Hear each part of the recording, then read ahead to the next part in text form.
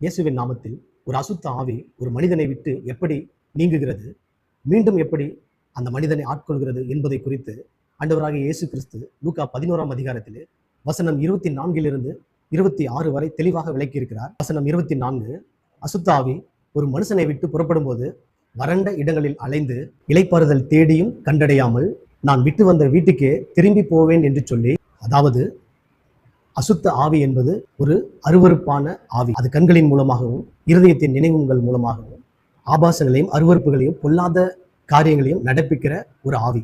இது ஆண்டவராகிய இயேசு கிறிஸ்துவின் நாமத்தினால் விரட்டப்படும் பொழுது அந்த மனிதனை விட்டு நீங்கி அநேக இடங்களிலே அலைந்து திரியும்.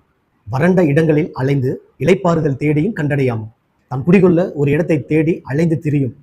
பிறகு எங்கும் அதற்கு இளைப்பாறுதல் கிடைக்காத பட்சத்தில் அது என்ன செய்யும்?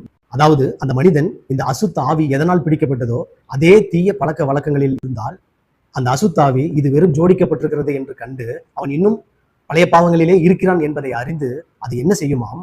நான் விட்டு வந்த வீட்டுக்கே திரும்பி செல்வேன் என்கிறதுக்கான அர்த்தம், வீடு என்பது ஒரு மனிதனுடைய சரீரத்தை குறிக்கிறது. அந்த சரீரத்திற்குள் இருக்கிற உள்ளான மனிதன், ஆத்துமா, மனம் என்று சொல்லுகிறோம், நினைவுகள் என்று சொல்லுகிறோம்.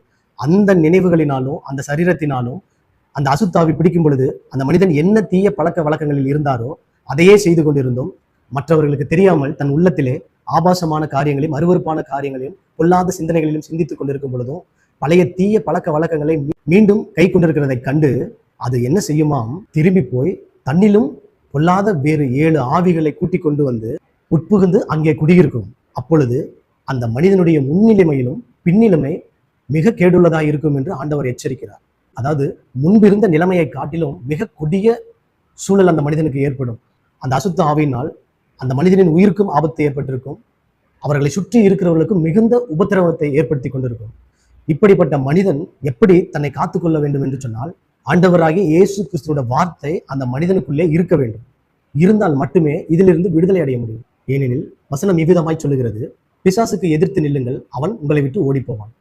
பிசாசை எதிர்த்து நிற்க வேண்டும் என்றால் அது ஆண்டவராகிய இயேசு கிறிஸ்துவின் வார்த்தைகள் நம் இருதயத்தில் இருக்க வேண்டும். நம் உள்ளான மனிதனுக்குள் அவருடைய வார்த்தைகள் நமக்குள்ளே நிறைந்து காணப்பட வேண்டும். பழைய பாவங்களை விட்டுவிட வேண்டும். சபை கூடியிருக்குதலை கை கொள்ள வேண்டும். தனிநபர் ஜபத்திலே அதிகமாய் தரித்திருக்க வேண்டும். வேதம் வாசிப்பதோடு மட்டுமல்லாமல் அதை தியானிக்கவும் வேண்டும். இயேசுவின் நாமமே அல்லாமல் இப்படிப்பட்ட அசுத்த ஆவிகளை, பிசாசுகளை ஒருவராலும் துரத்த முடியாது. இயேசுவின் நாமமே பிசாசின் பிடியிலிருந்து விடுதலை கொடுக்கும்.